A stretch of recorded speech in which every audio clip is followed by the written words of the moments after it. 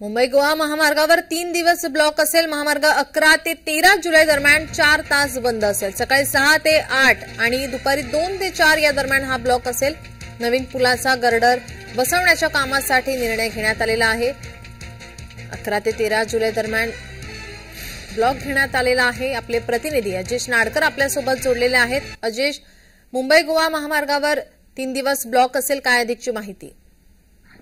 अत्यंत महत्वाची निळम बातमी आहे ही। खरं तर जे मुंबईवरून कोकणात जाणारे प्रवासी असतील किंवा कोकणातून मुंबईच्या दिशेने येणारे प्रवासी असतील, ज्यांचा प्रवास 11 जुलै ते 13 जुलैच्या दरम्यान सुरू होणार आहे त्यांच्यासाठी, कारण मुंबई गोवा महामार्गावर दिवसभरातून 4 तास जो आहे तो वाहतुकीसाठी बंद राहणार आहे। कोलाड हद्दीतील पुई या ठिकाणी जे पुलाचे काम सुरू आहे ते काम अंतिम टप्प्यात असल्या कारणाने हे काम आजपासून सुरू झालेलं आहे आणि याच कामासाठी सकाळी 6 ते 8च्या दरम्यान आणि दुपारी 2 आणि 4च्या दरम्यान हा जो वाहतुकीसाठी मार्ग आहे तो पूर्णपणे बंद ठेवण्यात आला आहे। पर्यायी मार्गाचा वापर प्रवाशांनी करावा अशा सूचना ज्या आहेत त्या प्रशासनाकडून देण्यात आलेल्या आहेत।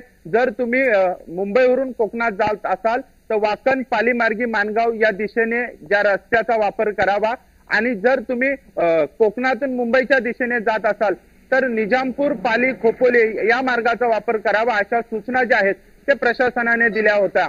अनेक वर्षापासून या पुलाचे जे आहे ते काम सुरू आहे। हा पूल अरुंद असल्याने वाहतुकीसाठी वाहतूक कोंडी या पुलावर मोठ्या प्रमाणात होत होती आणि प्रवाशांना त्याचा नाहक त्रास होत होता। मात्र आता या कामाला अंतिम टप्प्यात आल्याने हे काम पूर्ण करण्यासाठी मुंबई गोवा महामार्गाची दिवसभरात 4 तास वाहतूक बंद ठेवण्यात येणार आहे।